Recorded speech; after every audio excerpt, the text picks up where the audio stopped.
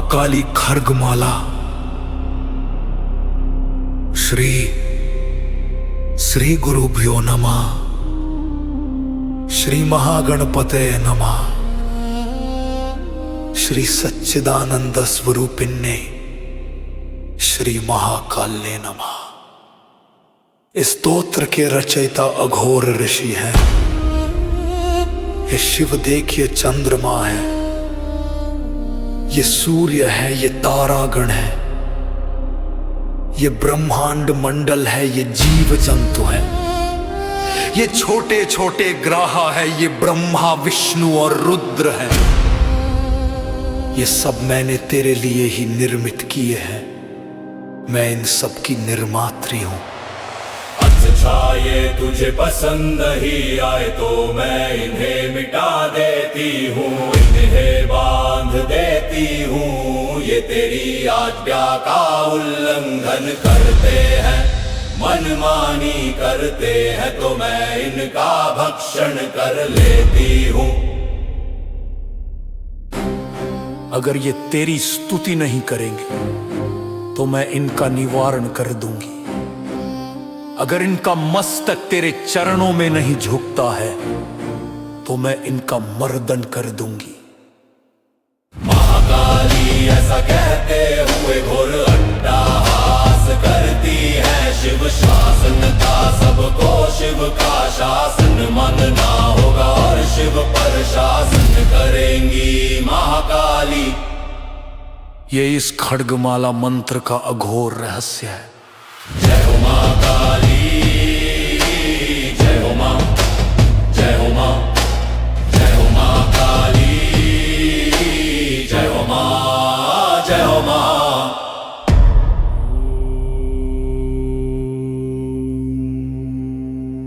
विनियोग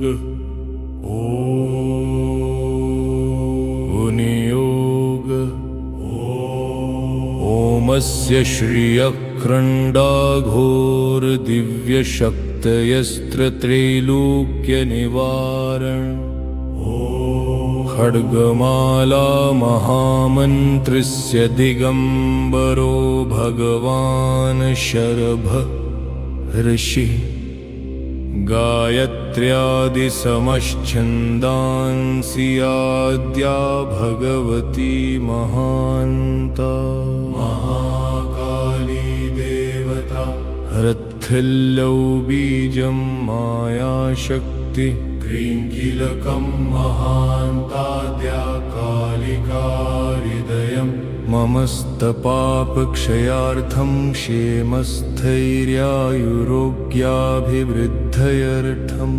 मोक्षादिचतुर्वर्गसाधनार्थं श्रीमहामाया प्रीतये जपे विनियोगः। ऋष्यादिन्यास दिगंबराय भगवान् शरभऋषये नमः शिरसि। गायत्र्यादि सप्तछन्देभ्यो नमः मुखे। आद्या भगवती महान्ता। महाकाली देवताये नमः। हृदिरुत्थुल्यो बीजाय नमः। नाभौ ह्रीं शक्तये नमः गुहे। ह्रीं कीलकाय नमः पादयोः। महान्ता कालिकाये नमः सर्वांगे। ह्रीं श्रीं क्रीं इति बीजत्रयेण दिग्बन्धः करन्यास। ॐ नमो अलक्ष्य प्रताप विजय भगवती अंगुष्ठाभ्यां नमः। ह्रीं नमो भगवती सहस्रवदने तर्जनीभ्यां स्वाहा। श्रीं नमो भगवती परमेश्वरि रक्तचामुण्डे मध्यमाभ्यां वषट्। क्रीं चण्डतीव्रज्वालादंष्ट्राकरालवदने अनामिकाभ्यां हुम्।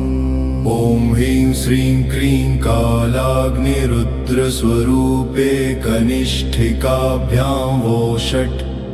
ॐ हृत् वैकल्यौ नमो भगवते महाकालिके करतलकर पृष्ठाभ्यां फट् ध्यानं मेघाङ्गी शशिशेखरां त्रिनयनामानन्दसंवर्धिनीं नग्नां वानरकरां वरां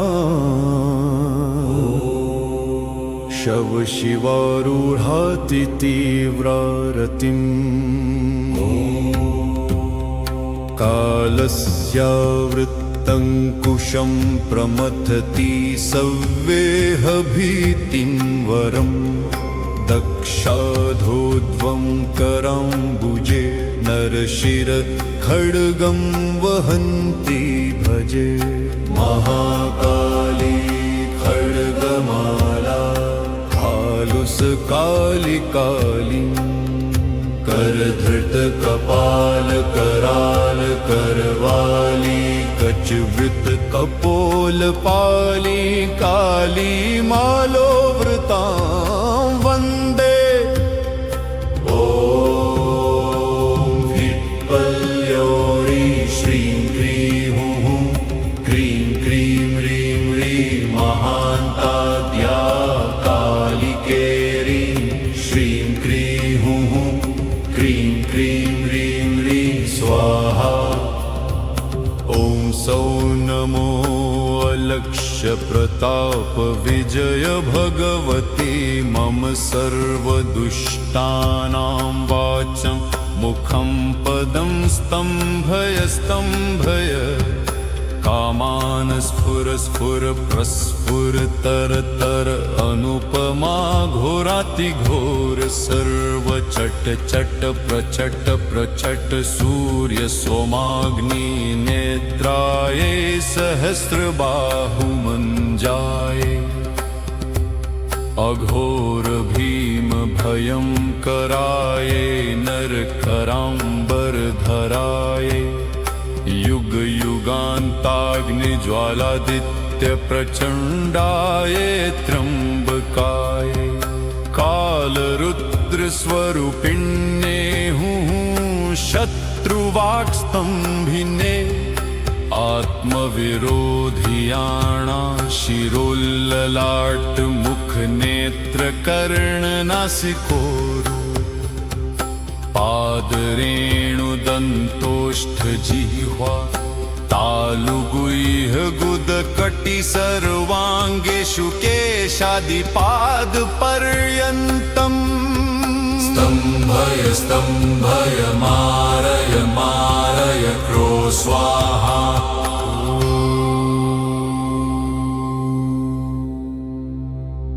ॐ क्षं लं ह्रीं श्रीं क्रीं नमो ॐ शं लं ह्रीं श्रीं क्रीं नमो भगवति सहस्रवदने सकलजनोपद्रवनाशिने सर्वदुष्टग्रहगजघण्टा सम्प्रहरणानेककोटिसिंहवाहे महावदने महादुर्धर्ष बलपराक्रमे अत्यद्भुते अपराजिते परमन्त्रयन्त्रतन्त्राणि छेदय छेदय आत्ममन्त्रयन्त्रतन्त्राणि रक्ष रक्ष ग्रहं निवार निवारय व्याधिं विनाश विनाशय दुःखं हर हर दारिद्र्यं निवारय निवार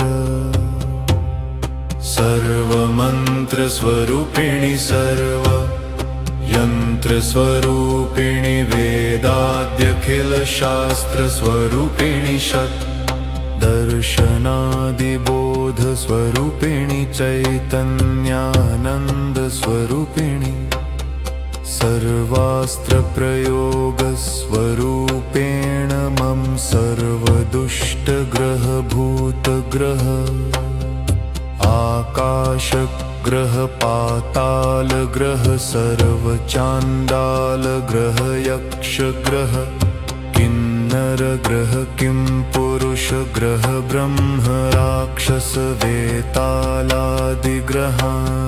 छिन्दि छिन्दि ऐं ह्रीं ह्रीं ह्रीं क्लीं क्लीं क्लीं चां चां चां मू मू मू डां डां डां यै यै यै नम मम मम मम मम मम खे खे खे फट् फक् शीघ्रं घन घन आवेश आवेश भस्मीकुरु कालिकायै मदीय सर्वान् शत्रून् समर्पयामि वद वद मम सर्वदुष्टान् मर्दय मर्दय मारय मारय शोषय शोषय चण्डय चण्डय प्रचण्डय प्रचण्डय चण्डिकाय रं रं रं शं शं शं चं चं चं डं डं डं क्रां क्रीं क्रूं क्रैं क्रूं क्रः रां ह्रीं ह्रूं हुं फट् स्वाहा ॐ श्रूरीं श्रीं क्रीं नमो भगवति परमेश्वरि रक्तचामुण्डाय प्रज्वलन्मुखाय दंष्ट्र करालघोराय हुं कर्पूरमोदपरिमलाङ्गाय नमः श्याम महाश्याम वज्रवैदूर्य मणिमाणिक्यमुकुटभूषणाय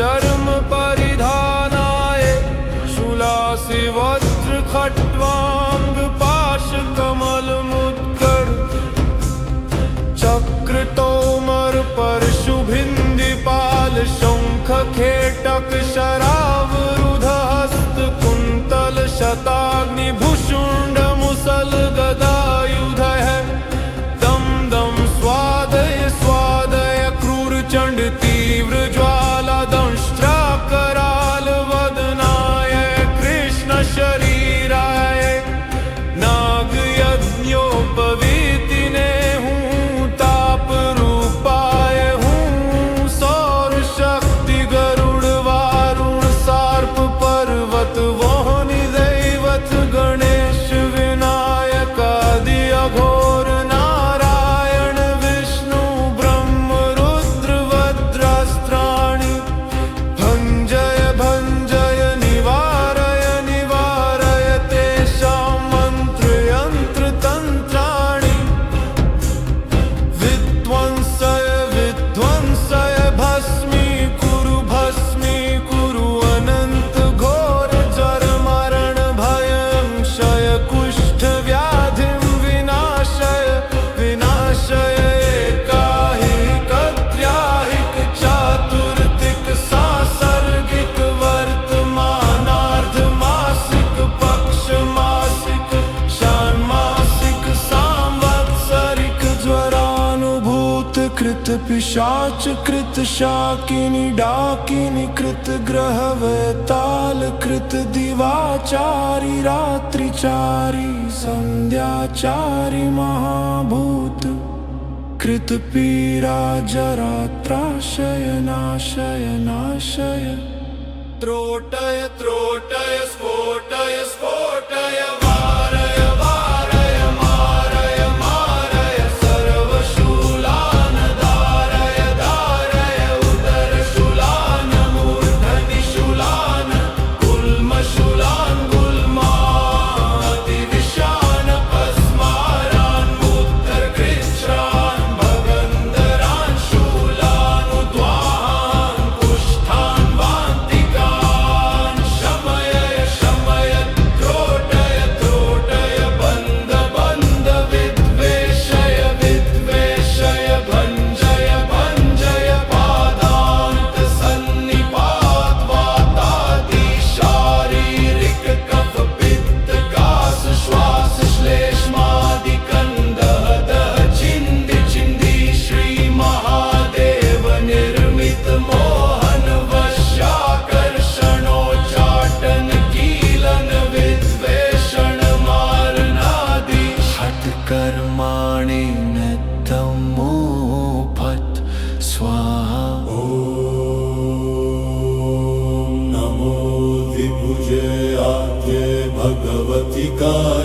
के ह्रीं श्रीं क्रीं ऐं क्लौं सौं परमेश्वरी वात जर मरण भयम् चिन्धि चिन्धि हन हन भूत जर प्रेत जर पिशाच जर रात जर अमित जर सन्निपात जर बाल जर कुमार जर ग्रह जर ताप जर ब्रह्म जर विष्णु जर रुद्र जर गणेश जर मारी प्रवेश जर कामादि विषम जर मारी जर सर्वदेव ग्रह योनि ग्रह योगिनी ग्रह दैत्य ग्रह दानव ग्रह राक्षस ग्रह ब्रह्म राक्षस ग्रह सिद्ध ग्रह यक्ष ग्रह विद्याधर ग्रह किन्नर ग्रह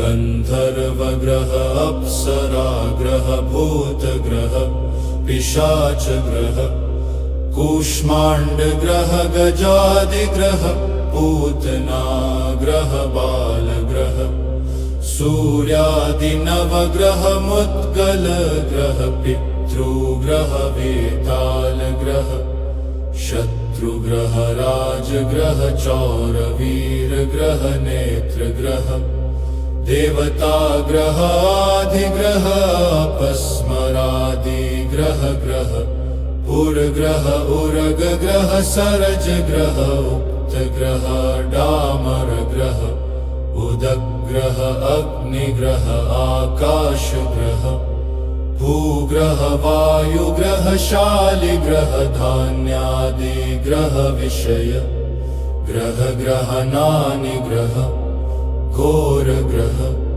छाया ग्रह सर्प ग्रह विष जीव ग्रह स्वरूपेण दह तनुनय अनुनय शोषय शोषय मुख्य मुख्य कंपय कंपय भक्षय भक्षय निमीलय निमीलय मर्दय मर्दय विद्रावय विद्रावय निधन निधन स्तंभय स्तंभय उच्चाटय उच्चाटय उद्दृश्य उद्दृश्य मारय मारय चंड चंड प्रचंड प्रचंड क्रोध क्रोध ज्वल ज्वल प्रज्वल प्रज्वल ज्वालादित्य वदने उग्रग्रस उग्रग्रस विजुम्भय विजुम्भय घोषय घोषय मारय मारय हन हं परराष्ट्र गजाश्वरथ सैन्य शस्त्रास्त्र बलम् स्तंभय स्तंभय उच्चाटय उच्चाटय मारय मारय खादय खादय विदारय विदारय भीषय भीषय कंपय कंपय भक्षय भक्षय त्वरित त्वरित बंधय बंधय प्रमुख प्रमुख स्फुट स्फुट थन थन थन थं शां शीं शूं शैं शौं शहुः फट् स्वाहा सौं ह्रीं क्रोः ह्रीं श्रीं क्रीं सर्वान् दिशो बध्नामि महेश्वरं बध्नामि पितामहं बध्नामि महाविष्णु बध्नामि गणेशं बध्नामि विनायकान् बध्नामि कार्तिके बध्नामि दश दिक्पालान् बध्नामि सर्वान् सुरान् बध्नामि ब्रह्माधस्थान् बध्नामि अघोरं बध्नामि सर्वान् सुरान् बध्नामि सर्वान् द्विजान् बध्नामि केशरे बध्नामि सत्त्वान् बध्नामि व्याघ्रान् बध्नामि गजान् बध्नामि चौरान् बध्नामि शत्रून् बध्नामि महामारीं बध्नामि सर्वायक्षिणी बध्नामि ब्रह्मस्तम्भपर्यन्तं सर्वान् चराचर जीवान् बध्नामि मायाजालिनी स्तम्भय स्तम्भय सर्वादीन् मूकय मूकय कीलय कीलय गतिं स्तम्भय स्तम्भय चौरादि सर्वान् दुष्टपुरुषान् बन्धय बन्धय दिशा विदिशा राज्याकर्षण पाताल ग्रां भ्रुचक्षुशिर श्रोत्रे हस्तौ पादौ गतिम् मतिं मुखं जिह्वां वाचं शब्दं पश्चाशत्कोटि योजनविस्तीर्णानि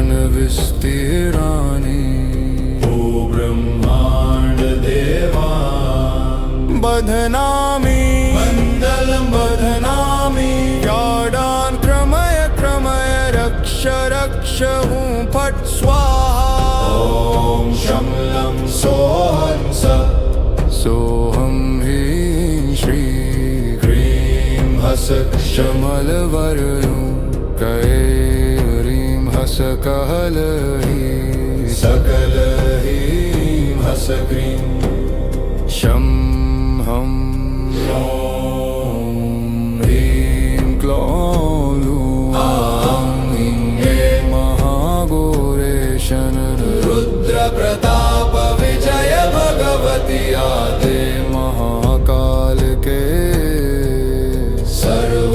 सर्वदोषहारिणी सर्वविघ्नोच्छेदिनी सर्वदुष्टभक्षिणी सर्वपापनिकृन्तिनी सर्वयन्त्रस्फोटिनी सर्वशृङ्खलात्रोटिनी सर्वमुद्राद्राविणि ज्वाला जिह्वे उग्रकालिके मम शान्तिं कुरु कुरु स्वस्तिं कुरु कुरु पुष्टिं कुरु कुरु श्रियं देहि देहि यशो देहि देहि आयुर्देहि देहि आरोग्यं कुरु कुरु पुत्रान् पौत्रान् सर्वकामांश्च देहि देहि भक्तिं देहि देहि मम शरीरमाश्रित्य सर्व सिद्धिं कुरु कुरु सपरिवारं रक्ष रक्ष क्षमस्वापराधं क्षमस्वापराधं नमस्ते नमस्ते हृत्कल्लो इति श्रीकालिका सिद्धिपुराणे वर्णित श्रीखड्गमाला स्तोत्रं सम्पूर्णम् ॐ शं